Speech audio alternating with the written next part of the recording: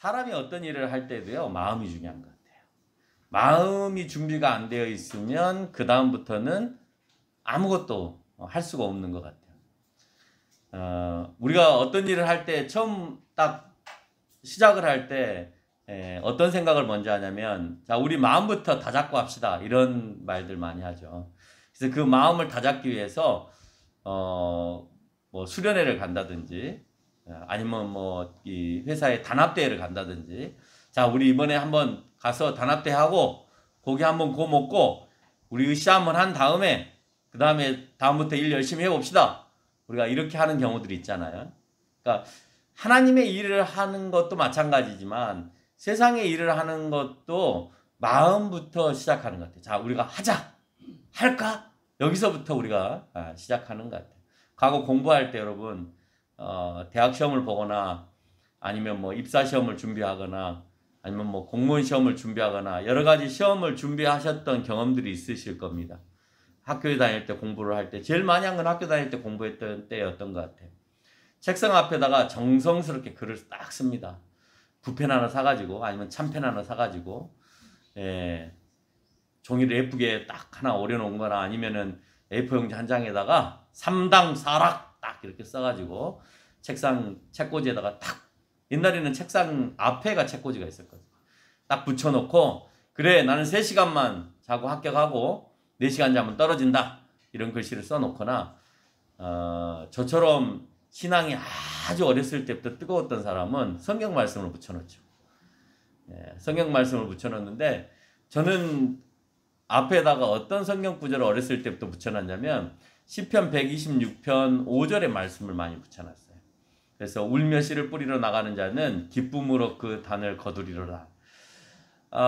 그게 공부를 열심히 해서 된다는 그 소리가 아니었는데도 불구하고 그냥 그 말이 나한테 와 닿았어요. 그때 많이 힘들었었거든요. 많이 힘든데 내가 이 힘든 고비들을 이겨내면, 그리고 나면 나중에는 정말 기쁨으로 내가 원하는 단을 거둘 것이다 라는 생각으로 그렇게 했던 것 같습니다. 또 많이 붙였던 것 중에 하나가 계속해서 이겨내야 된다라고 하는 참을인자를 많이 써놨던 것 같아요. 계속 그걸 보면서 그래서 내가 계속 참을 때마다 참을인자 하나씩 하나씩을 써가지고 이렇게 앞전으로 책꽂이에다가 하나씩 붙여놨는데, 심지어는 뭐 100개 이상을 내가 붙여놓은 적도 있는 것 같아요. 중간고사에서 기말고사 넘어갈 때, 또 다시 새학기가 돼서 중간고사를 시험 볼 때 그 참을인자를 많이 이렇게 써놓은 것 같습니다. 이런 글 안에는 여러분 마음을 통해서 내 행동을 규제해야 되겠다라는 의도가 있지 않아요? 내 마음을 어떻게 가다듬냐 하는 데에서부터 이런 것들을 써놓고 붙여놓고 다시 마음을 가다듬고 하는 것 같습니다. 그런데요, 그렇게 마음을 딱 먹다가도요, 학창시절에 참을인자도 붙여놓고 아니야, 누가 불러도 안 나갈 거야, 내가 여기서 여기까지 끝내기 전까지는 절대 이응댕이를 떼지 않을 거야, 딱 얘기를 하고 있는데 누구야 뭐하니 이러면 이제 바로 다시 의자에서 일어나서 나 아무것도 안 해, 나갈게 하고 지금까지 마음 먹었던 거 다 깨트리고 나갔던 그런 경험들도 있습니다.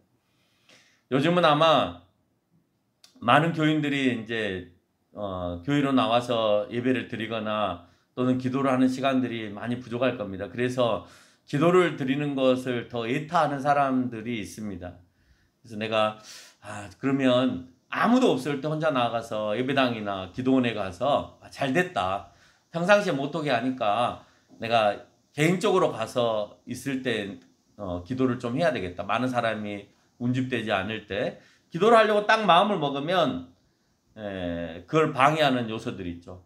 카톡 이렇게 그러면 기도를 쭉 하다가 갑자기 그 카톡을 봐야 되니까 카톡을 쳐다보거나, 아니면은 날 좀 보소 날 좀 보소 하고 벨소리가 딱 나는 순간에 내가 지금까지 기도했던 걸 다 깨트려 먹고 내 마음을 빼앗기는 경우들이 많이 있습니다. 이처럼 우리는 마음을 쉽게 빼앗길 수 있는 사람이다 라고 하는 것을 단편적으로 보여주는 거예요. 누구야 놀자 하면은 마음 빼앗겨서 나가서 놀아버리거나, 너 뭐하니 우리 어디 갈 건데 너 안 갈래? 이러면은 가거나. 제가 많이 유혹받았던 것 중에 하나가 우리 선후배들이 예배 끝나고 이제 마음 먹고 예배 끝나자마자 난 집에 가서 공부할 거야 하고 딱 달려왔는데 그 선후배들이 집에 다시 찾아와서 야 우리 분식집에 가서 쫄면 먹고 만두 먹을 건데 너 안 갈래? 그러면은 그 유혹을 이겨낼 수가 없었어요. 왜 그러냐면 그는 몇 달에 한 번 나에게 찾아오는 유혹이었기 때문에 뭐 그때는 돈이 많아서 뭐 자주 뭘 사 먹고 할 수 있는 상황들이 아니니까 그런 기회 또 더군다나 이제 선후배들이 가서 만나서 막 얘기하고 놀고 뭐 이런다니까 그게 너무 좋은 거예요. 그러니까 거기에 마음을 우리가 쉽게 빼앗겼던 것 같습니다. 오늘 본문은 그 마음을 누구에게 빼앗겨야 하나라고 하는 것을 묻는 거예요. 바로 답을 먼저 말씀드린다면 감동을 주시는 성령에게 우리가 마음을 빼앗겨야 된다라는 의도를 갖고 있는 겁니다. 여러분 성령은 우리에게 수시로 감동을 허락하세요. 감동을 허락하시는데 그 감동에 내가 사로잡히려고 하는 것이 아니라 끝까지 안 잡힐 거야 라고 하는 마음이 있는 아주 강한 사람이 있는가 하면 그렇게 딱 성령이 나에게 손을 내밀면 뭐 나쁜 말로 표현하면 유혹하면 내가 쉽게 성령의 그 이끌림을 받아서 넘어가 버리는 그런 순수한 마음도 있다라고 하는 거예요. 오늘 성령이 주시는 마음이라고 할 때 이 마음은 히브리어로 레브라고 하는 단어를 사용합니다. 근데 이 레브라고 하는 단어는 마음으로만 사용하는 것이 아니라 감동으로라고 하는 말로도 사용이 되어져요. 그 말은 다시 말하면 하나님의 일을 하는 사람은 성령이 주시는 마음이 있어야 된다라고 하는 것인데 성령이 주시는 마음이 있어야 된다라는 말을 다시 다르게 표현하면 성령이 나에게 감동을 주셔야 된다라고 하는 거예요. 마음 대신으로 이 레브가 감동으로 쓰여진 본문이 있습니다. 그게 출애굽기 35장 34절의 말씀에 보면 오홀리압을 감동시키사 가르치게 하시며 라고 할 때 여기서 사용되어지는 감동이라는 단어는 원래 히브리어 레브, 마음이라는 단어와 똑같이 사용되어지고 있습니다. 그러니까 성령은 우리에게 마음에 다가와서 감동으로 우리에게 역사하신다는 거예요. 물론 레브라고 하는 것이 마음과 관련되어 있기 때문에 사실상 우리 마음속에 가지고 있는 모든 감정들을 표현할 때 다 레브라고 하는 단어를 사용을 해요. 그러니까 우리가 뭐 슬프거나 아니면 내 마음의 중심이 어떻게 흔들렸다거나 이렇게 마음과 표현되어져 있는 모든 상황의 단어들, 감정의 단어들 이런 단어들을 레브라라고 표현하는데 오늘 특별히 출애굽기 35장에서는 성령이 주시는 마음 가운데 감동을 주셨다. 감동을 주셔서 시키고 가르치게 하셨다라는 말로서 감동이라는 말로도 표현하고 있다는 거예요. 성령이 충만하다고 할 때 그러면 이 충만이라고 하는 말은 또 다르게 표현하는 히브리어로 다르게 표현하는데 말레라는 단어를 하십니다. 충만하게 하시다는 이 의미가 출애굽기 29장 23절에 보니까 충만 이렇게 단어로 쓰여진 게 아니라 한글 성경의 번역으로는 위임이라고도 쓰여지고 있어요. 그러니까 같은 말레라고 하는 단어를 사용하고 있는데 충만이라는 단어로 사용하고 위임이라는 단어도 사용하고 있더라는 거예요. 이 말은 이 일을 너에게 오늘 감동을 줘서 맡길게 라는 의미가 강하다는 거예요. 이건 네 거야 라는 거예요. 그러니까 나에게 있어서 하나님께서 충만한 마음을 주셨다는 것은 이건 네가 해야 될 일이야 라는 거예요.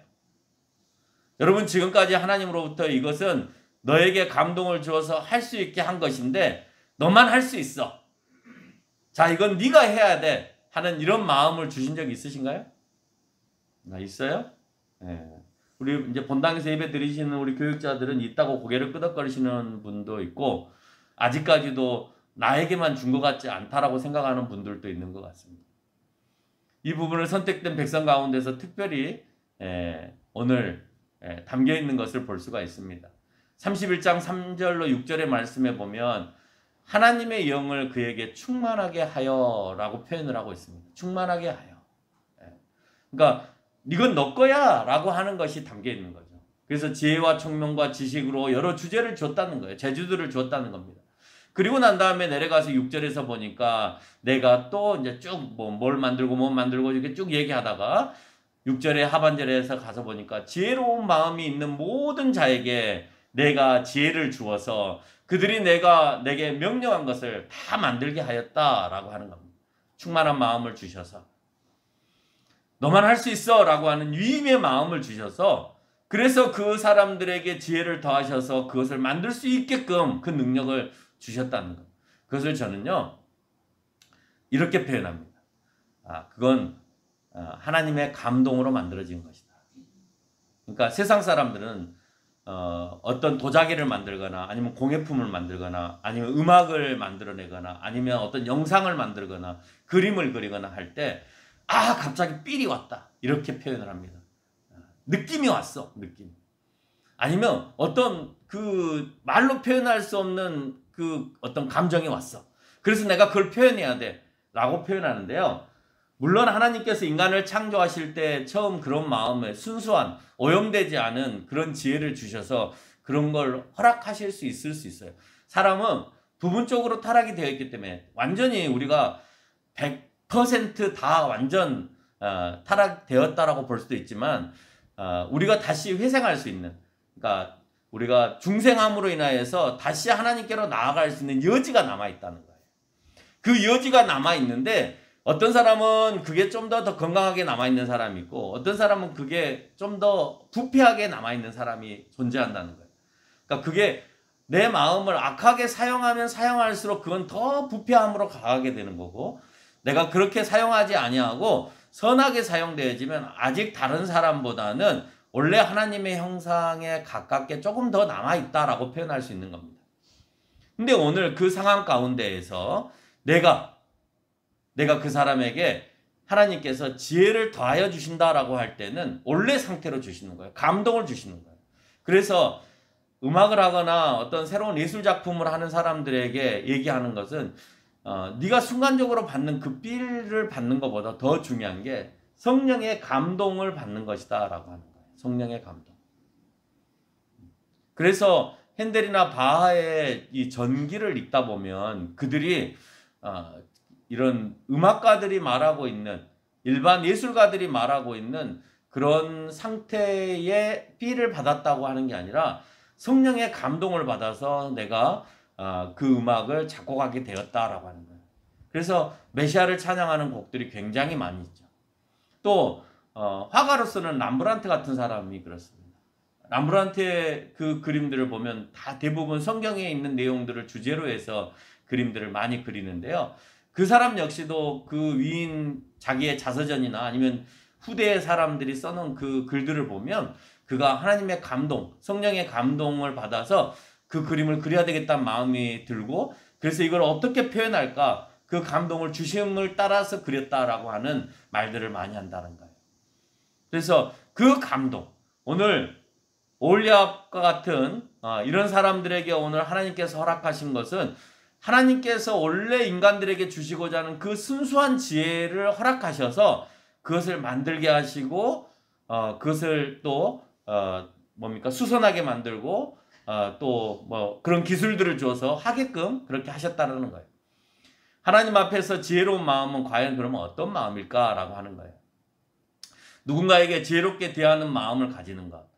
그게 사실은 하나님 앞에서 내가 지혜로운 마음이에요. 지혜로운 마음을 가지고 있는 사람에게 내가 너에게 지혜를 주겠다라고 하는 거예요. 그러면 앞에 얘기하고 있는 것은 내가 어떻게 하냐이고 뒤에 하는 것은 그러므로 내가 너에게 이렇게 하겠다라는 거거든요.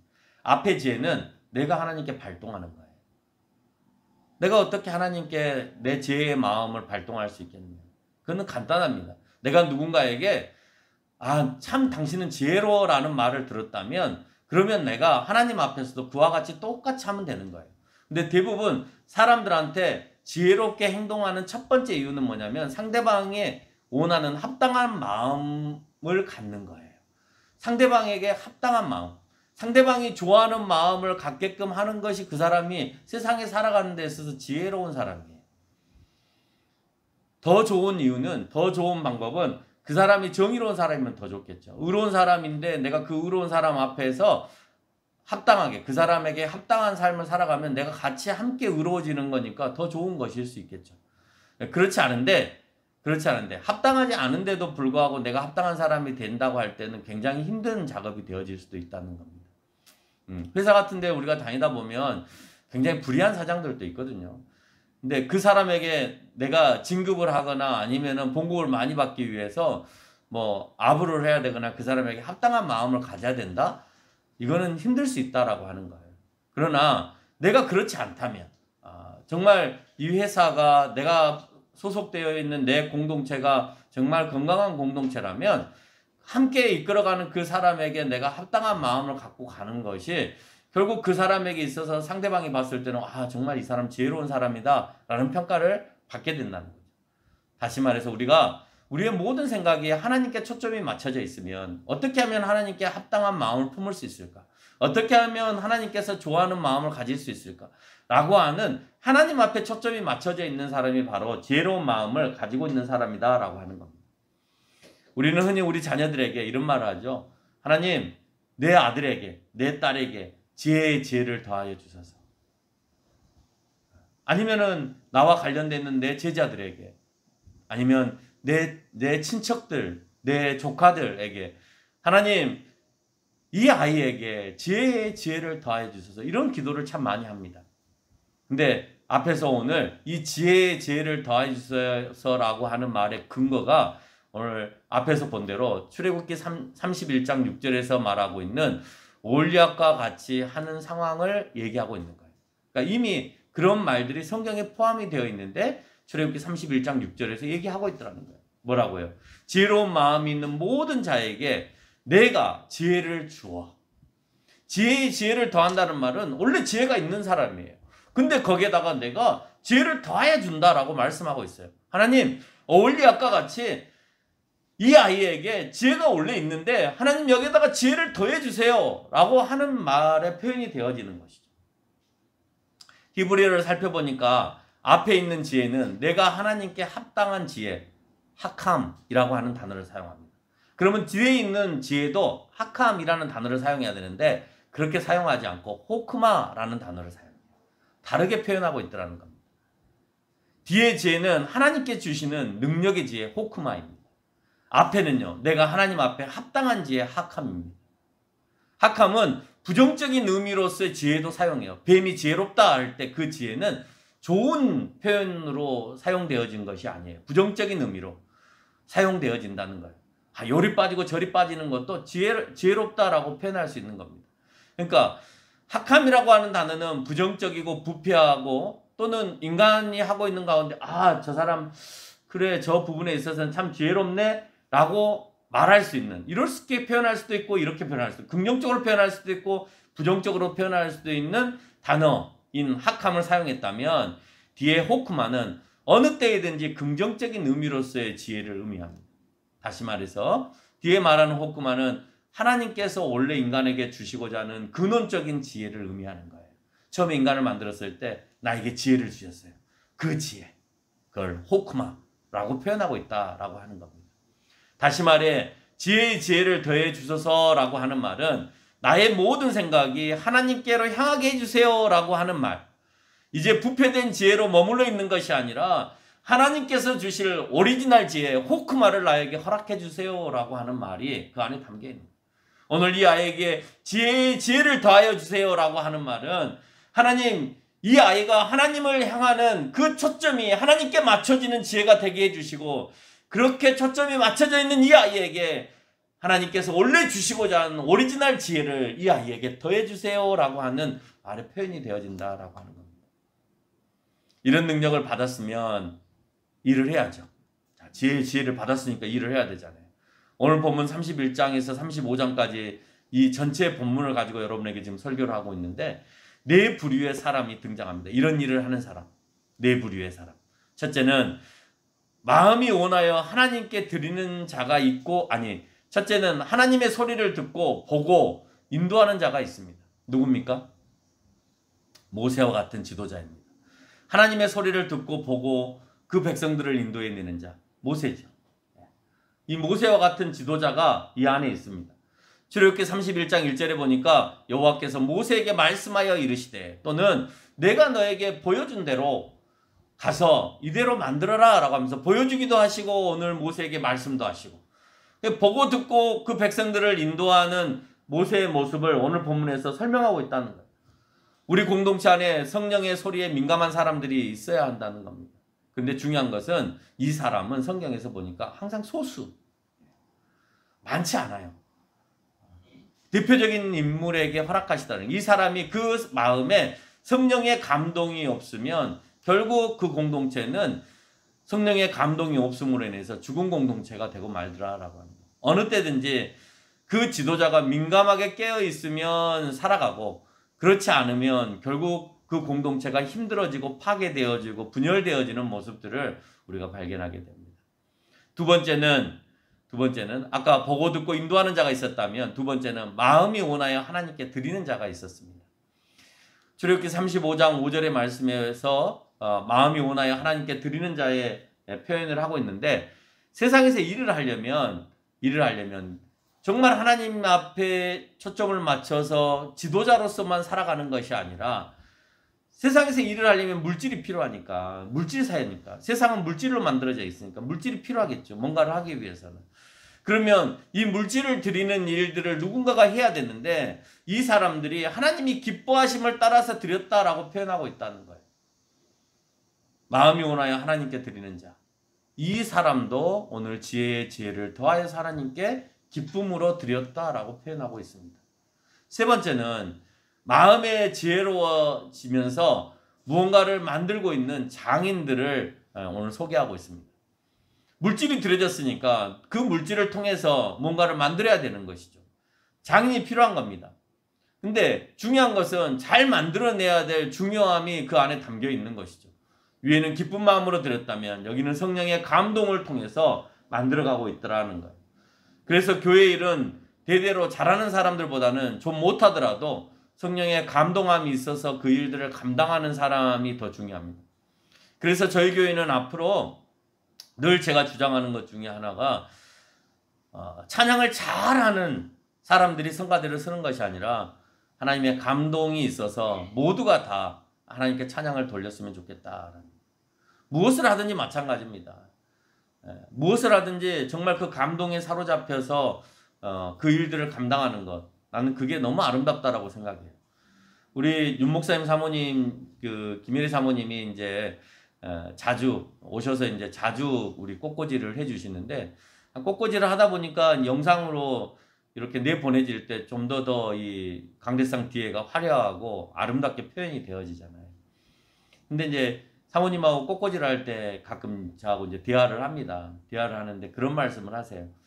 집에서 떠날 때는 그렇게 구상을 하지 않고 떠났는데 그곳에 가서는 내가 생각지도 못하게끔 꽃들이 나와 있고 아니면 그 소재들, 나무들 뭐 이런 것들이 나와 있다는 거예요. 그래서 순간 거기에서 감동에 사로잡혀서 그 순간 아이디어가 나와서 거기에서 이렇게 준비를 해다가 꽃꽂이를 하신다 이런 말을 들었어요. 그러니까 우리가 생각할 때 항상 인위적이고 뭐 딱 맞게끔 이것은 이렇게 해야 돼라는 것도 매우 중요합니다만은 더 중요한 건 뭐 그런 것도 규칙이 있겠죠. 아무리 사모님이 그날 뭐 그 화훼단지에 가서 꽃을 사온다 하더라도 규칙이 있잖아요. 그 안에 규칙이 있으면서도 그 안에 또 감동이 있답니다. 뭐 부활주일에는 반드시 이런 색깔이 들어가야 되고 이런 모습들이 들어가야 돼 하는 규칙이 있죠. 그러나 그 안에 담겨져 있는 그 소재는 다양하게 사용할 수 있는 거죠.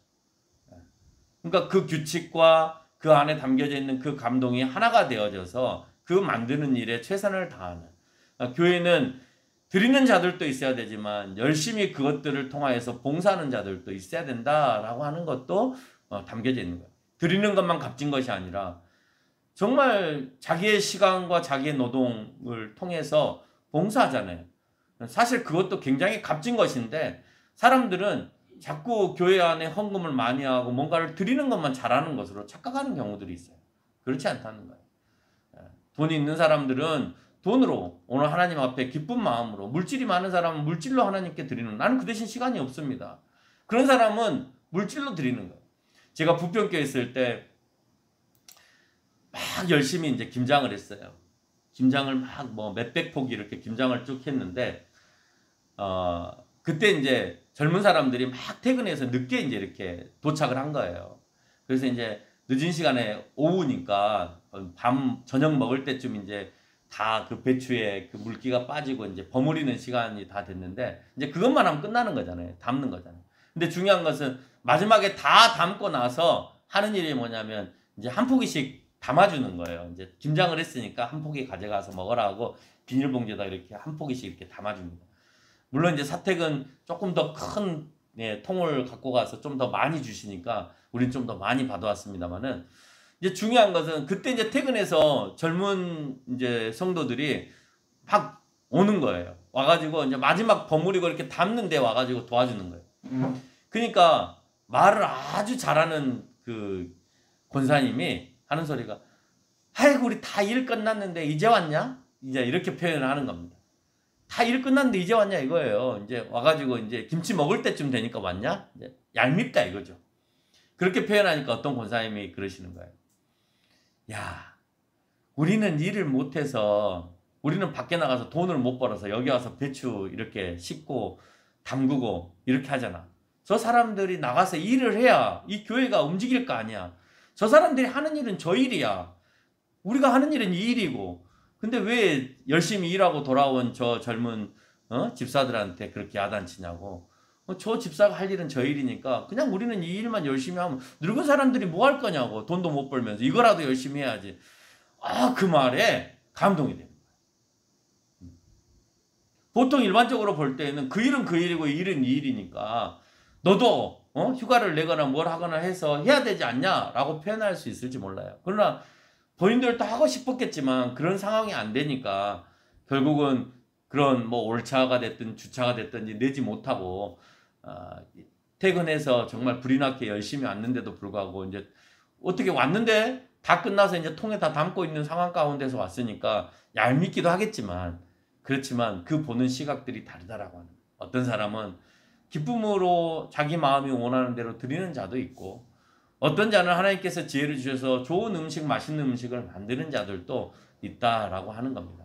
그래서 교회 일은 대대로 잘하는 사람보다는 좀 못하더라도 함께 그 충만함을 가진 사람들이 해야 되는데 아까 말씀한 것처럼 남이 하니까 내가 해야 되니까 나가서 해야 되는 것이 아니라 정말 감사하는 마음으로 내가 피곤하고 힘든데 내가 이 일을 왜 해야지? 그래서 억지로 나와서 그 일을 하는 사람보다는 내가 할 수 있는 건 이 일이니까 나는 이 일을 하러 가야 해 라고 하는 두 번째 그런 권사님의 마음들이 우리 가운데 있어야 된다라고 하는 겁니다.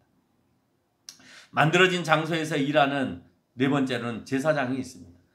자, 누군가는 드렸습니다. 누군가는 선포했습니다. 이런 거 만들어야 해 하고 누군가는 선포했습니다. 누군가는 그래서 드렸습니다. 그리고 누군가는 그것을 드린 것을 가지고 만들었습니다. 근데 마지막에는 그 만들어 놓은 그 장소에서 일할 사람이 필요한 거예요. 그 사람이 28장 3절에서 말하고 있는 제사장입니다. 그래서 그 사람들에게 이런 말을 합니다. 너희 무릇 마음에 지혜 있는 모든 자, 곧 내가 지혜로운 영으로 채운 자들에게 말하여 아론의 옷을 지어 그를 거룩하게 하여 내게 제사장 직분을 행하게 하라 라고 합니다. 영으로 성령의 감동으로 그 옷을 만들어서 그것을 입혀서 그 사람 역시도 성령의 감동으로 그 일들을 이행하게 하는 그 일들을 하고 있다는 거예요. 모든 것을 준비하고 그 일을 수행하는 사람이 필요하다는 거예요. 하나님께서 지혜를 주시고 성령의 감동을 주셔서 해야 될 역할들은 다양하다는 겁니다. 오늘 성경에서 얘기하고 있는 건 그 다양성을 얘기하는 거예요. 여러분, 이 네 가지의 네 사람의 부류가 있습니다. 어떤 일을 맡고 싶어요? 하나님의 음성을 듣고 하나님을 보는 일을 맡고 싶으세요? 아니면 내가 물질을 가지고 하나님께 기쁜 마음으로 드리는 역할을 하고 싶으세요? 아니면 드려진 그 물질을 가지고 내가 정말 교회의 일을 최선을 다해서 돕는, 만들고 또 꾸미고 또 그것을 또 이루어 나가고 하는 그 일을 하고 싶으세요? 아니면 그 안에서 다 만들어진 그 모든 것 안에서 내가 그것을 집례하고 이끌어가는 일을 하고 싶으세요?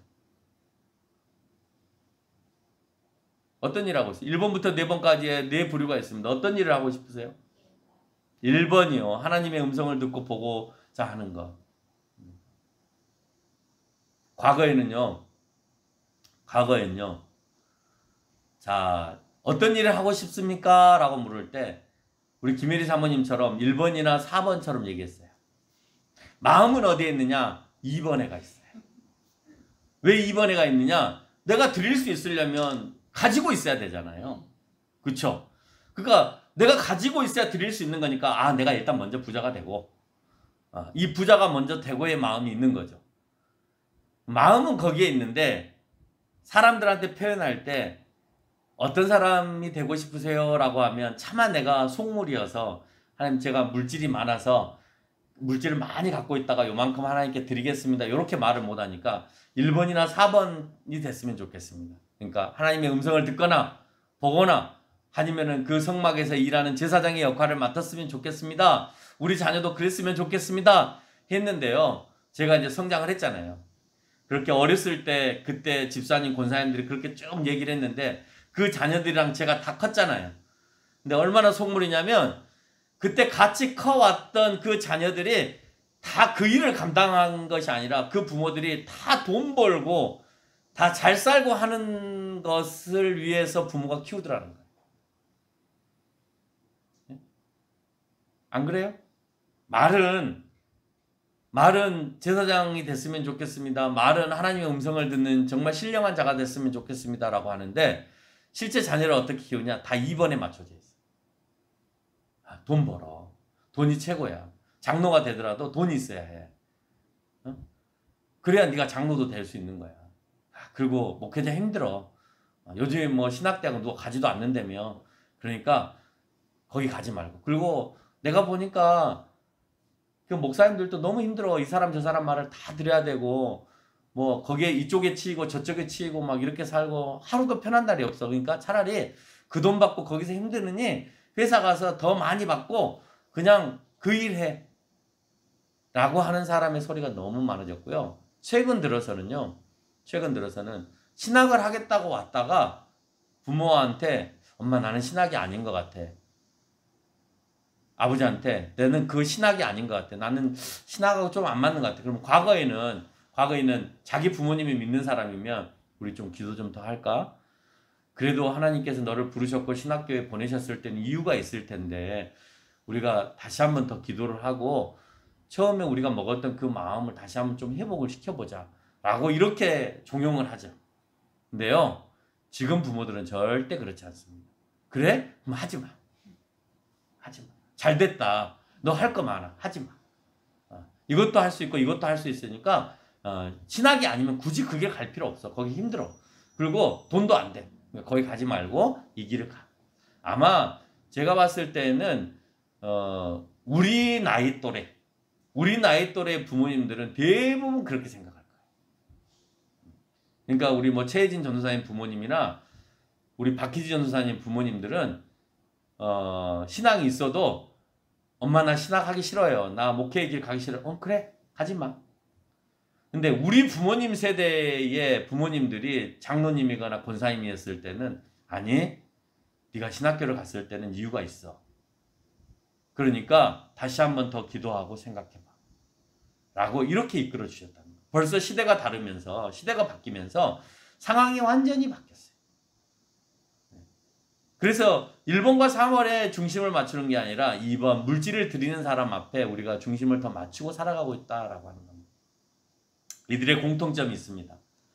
모세에게는 그 일을 수행함에 있어서 여호와께서 모세에게 말씀한 대로 드리는 자는 마음에 감동을 주시는 대로 만드는 자에게는 27장 8절에서 산에서 내게 보이는 대로 또는 31장 11절에서 내게 명령하는 대로 그들이 만들었고 모든 만들어진 공간과 성물 안에서 행하는 이들 출애굽기 28장에서는 제사장의 규례대로 그렇게 행하였고 여기에서 공통점이 여러분 뭐예요? 여호와께서 말씀하여 모세에게 말씀하여 그에게 감동을 주어 또는 만드는 자에게는 보이는 대로 명령하는 대로 또 성전의 공간 안에서는 제사장의 규례대로 라고 말할 때 여기 안에 내 생각이 있나요?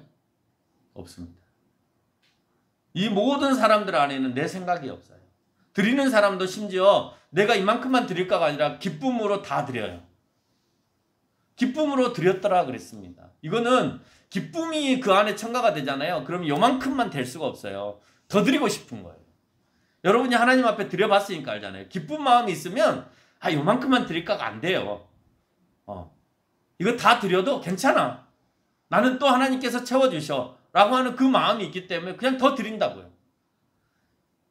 듣고 전하는 자, 드리는 자, 만드는 자, 그 안에서 행하는 자, 이 모든 자들이 하나님께서 감동을 주셔서 지혜를 얻는 이들인데 하나님께서 원하시고 명령하는 대로 따라가더라는 거예요. 그게 공통점이에요.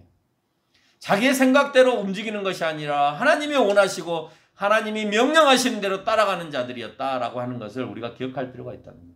하나님의 감동에 사로잡힌 자, 하나님께서 지혜의 지혜를 더해 준 사람들의 공통점은 하나님께서 원하시고 명령한 대로 따라가더라라고 하는 겁니다. 이 일에 아무리 거룩한 일이고 하나님의 일이라 할지라도 31장 35절에서 두 차례에 걸쳐서 언급하고 있는 게 있어요. 31장 12절로 17절과 35장 2절로 3절의 말씀해 보니까 그렇지만 너희가 아무리 감동에 대해서 듣고 전하고 드리고 만들고 행한다 할지라도 안식일을 지키지 않으면 너희는 결코 죽는다라고 표현하고 있습니다. 이 시간에 더 많은 것들을 더 빨리 만들어서 하나님께 더 좋은 것을 만들면 좋지 않습니까? 라고 핑계댈 수 있습니다. 하나님 안식일 안 드려도 되잖아요. 하나님 주일 우리가 하나님 앞에 드리지 않아도 되잖아요. 차라리 그 시간에 하나님 앞에 더 빨리 만들고 더 좋게 만들고 더 멋있게 만들면 되잖아요. 라고 우리는 어쩌면 핑계할 수 있습니다. 그러나 하나님께서는 우리의 생각을 원하지 않으세요. 그게 맞나? 하나님은 이렇게 생각하지 않으세요. 아니, 더 좋게 안 만들어도 되고 더 빨리 안 만들어도 되고 더 많이 안 만들어도 돼. 안식일을 지켜. 주일을 지켜. 라고 표현하는 겁니다. 그 생각은 성령의 감동으로 이끌어져 가는 우리의 마음이라는 단어가 사무엘상 9장 2절 아까 말한 마음이라고 하는 레브라고 하는 그 단어가 이렇게도 쓰여져요. 마음이라고도 쓰여지고 감동이라고도 쓰여지지만 사무엘상 9장 20절이나 사무엘상 17장 32절에 보니까 염려나 낙담으로도 사용되어집니다. 그 마음이 반대로 흘러가면 감동으로 흘러가지 않고 반대로 흘러가면 염려가 되고 낙담으로 흘러가게 되어지는 거예요. 어떻게 되어지면요? 하나님 주일 안 지켜도 되잖아요. 예배 안 드려도 되잖아요. 줌으로 드리면 되죠. 지금은 상황이 그렇게 돼서 우리가 줌으로 드립니다만은 이제 여러분 보십시오. 줌에 더 익숙해져서 올 수 있는데도 줌으로 드리려고 하는 사람들이 더 많아질 겁니다. 여러분 그거는 하나님이 원하시는 그 중심, 마음, 내부가 아니라는 거예요. 하나님은 그 마음의 중심을 보고 계세요. 여러분이 무엇 때문에 예배를 드리고 있지 않는지, 여러분이 무엇 때문에 예배에 참여하지 않는지, 여러분 어쩔 수가 없어서 우리가 사회에 피해를 주지 않기 위해서 우리가 이 시간에 줌으로 예배를 드리는 것이지 여러분에게 줌이 합당화되어 있거나 교회에 나와서 함께 예배 드리는 것을 원하지 않고 이건 선택사항이야 라고 해서 여러분에게 드리는 게 아니에요. 우리는 어떻게 하든지 무슨 일이 있든지 간에 모여서 함께 예배 드리는 것이 에클레시아예요. 에클레시아라는 말 자체가 모임이라는 뜻을 가지고 있는 겁니다. 근데 그 모임이 없으면 그 교회의 뜻에 안에 담겨져 있는 그 모임의 의미가 없으면 없는 거예요. 왜 그런지 아세요? 여러분 안식일을 지킨다는 것은 우리를 거룩하게 한다라고 얘기하고 있습니다. 이날은 하나님을 위한 날인 것처럼 보이지만 사실은 우리를 위한 날이에요. 왜요? 죽는다고 했잖아요. 안 지키면. 그 말은 이 날을 통해서 우리가 죄의 고백이 이루어지고 거룩하게 되어지는 날이 되어지는 거예요. 아니요. 우리가요. 그냥 내가 집에서 회개하면 되잖아요. 할 수 있어요. 몇 번을 하겠죠. 그런데 함께 모였을 때 그 성도들에게서 주는 그 메시지 안에서 담겨있는 그 상황에서 교류하면서 얻어지는 그 메시지들이 있다는 거예요. 여러분 이 교회 공동체 가운데서 주어지는 메시지들이 있습니다. 아무리 풍성하게 유튜브 안에 동영상 안에 홈페이지 안에 많은 설교들이 떠돌아다닌다 하더라도 직접 와서 만나서 그 사람을 통해서 얻어지는 감동과 또 함께 만나서 그 예배 시간에 얻어지는 그 감동은 분명히 다른 겁니다. 물론 상황에 따라서 우리가 어쩔 수 없이 영상으로 예배를 드리고는 있습니다만은 우리가 굳이 꼭 나가서 예배를 드려야 돼요 라고 하는 그 마음의 중심 안에는 잘못된 내부가 들어있는 거예요. 중요한 건 거기에 있는 겁니다. 하나님의 온전한 지혜와 감동으로 설명하는 것이 아니라 내 편의와 내 중심으로서 내 생각의 중심으로서 그렇게 되어지는 거예요. 진짜 내가 예배를 드리고 진짜 함께 드리고 싶은 마음으로서 내가 그 영상 예배에 함께 참여하고 그런 것이 아니고요. 내 편의를 위해서 내가 좀 더 쉬고 싶어서 그래서 내가 그렇게 한다면 하나님은 그 마음의 중심을 보고 계시다라고 하는 거예요. 오늘 주일에 나와서 함께 예배 드림에 있어서 오늘 이 메시지를 통하여서 함께 교제하면서 이 공동체 안에서 나를 다시 회개로 돌리고 내가 하나님 앞에서 다시 살 수 있는 그 일로 연결이 되어지더라라고 하는 거예요. 여러분, 오늘 쉬었다라고 하는 안식일의 개념은 하나님께서 모든 우주 만물을 만드시고 난 다음에 쉼의 개념에서 시작이 되어집니다. 여러분 잘 알고 계실 거예요. 근데 중요한 것은 우주 만물을 6일 동안 다 만들고 난 다음에 쉬었다라고 하는 단어, 출애굽기 오늘 31장 17절에서 언급하고 있는 이 쉼이라고 하는 단어인 라파시는요, 라파시는 생명을 주신다는 의미를 담고 있어요. 우리 여기에서 쉬었다라고 한글로 번역하고 있죠. 근데 그 라파시의 의미 안에는 호흡하다, 입김을 불어주다라고 하는 거예요. 다시 말해서 하나님의 쉼은 만들어 놓은 모든 것이 잘 운행할 수 있도록 하나님께서 생명을 그에게 부여하셨다라는 의미를 담고 있는 거예요. 하나님이 마지막 안식하신 날, 그날 놀아셨냐? 아무것도 안 하고 세상에 만드는 것을 멈추시고 그냥 노셨냐? 방관자셨냐? 아니, 세상의 모든 우주 만물을 만들어 놓고 그 우주 만물이 움직일 수 있도록 하나님은 생명을 부여하셨다는 거예요. 오늘 주일에 예배를 드리는 이유는 생명이신 예수 그리스도에게 우리가 돌아가는 거예요. 안식은 생명으로 돌아가는 겁니다. 안식은 우리가 영원히 사는 것을 안식이라고 표현하는 거예요. 하나님 나에게 안식을 주세요라고 하는 것은 쉼을 달라는 것이고 평안을 달라는 것이고 생명을 달라는 거예요. 주일을 지키는 것은 살기 위해서 호흡하러 가는 겁니다. 여러분 주일날 교회에 나오는 것이 아무것도 아닌 것처럼 보여지지만 내가 정말 영적으로 핍박해 있거나 아니면 내가 세상에서 살기 팍팍할 때 정말 예배당에 나와서 찬양, 함께 부르는 찬양과 함께하는 기도와 함께 듣는 말씀 가운데서 은혜 받는 때가 너무나 많이 있잖아요. 그건 내가 다시 큰 호흡을 하면서 살았다라고 하는 의도가 담겨 있는 겁니다. 예수 그리스도로부터 죄사함을 받는다는 것. 오늘 그것이 주일에 함께 예배드린 너희에게 있겠다라고 하는 것을 초대교회에서부터 우리에게 가르쳐주고 있다라고 하는 것.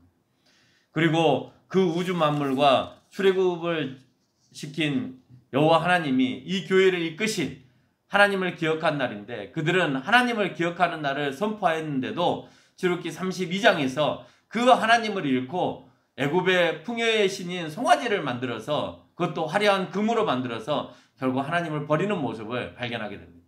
안식일 지켜라. 하나님을 기억하라는 의미를 갖고 있어요.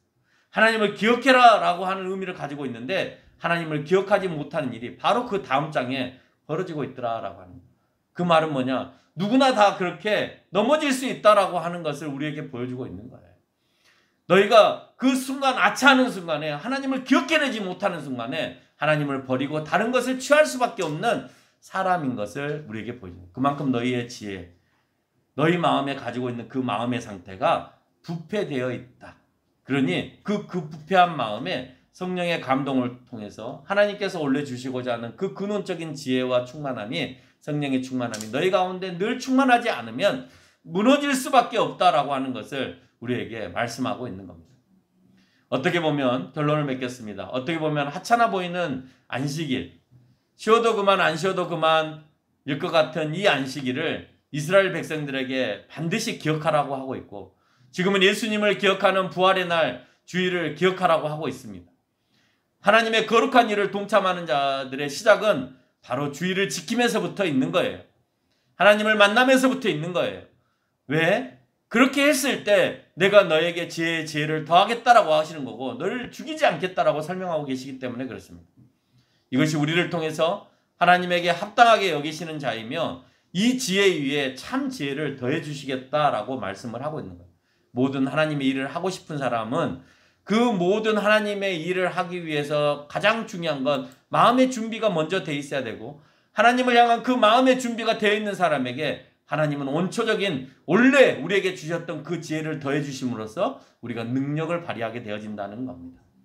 우리는 그런 능력이 없다고 생각하지만 여러분은 특별히 남이 보지 못한 것을 보고 계시고 남이 가지고 있는 열정이 있으며 남이 받지 못한 주님의 사랑을 받고 있다는 사실을 기억하시기 바랍니다.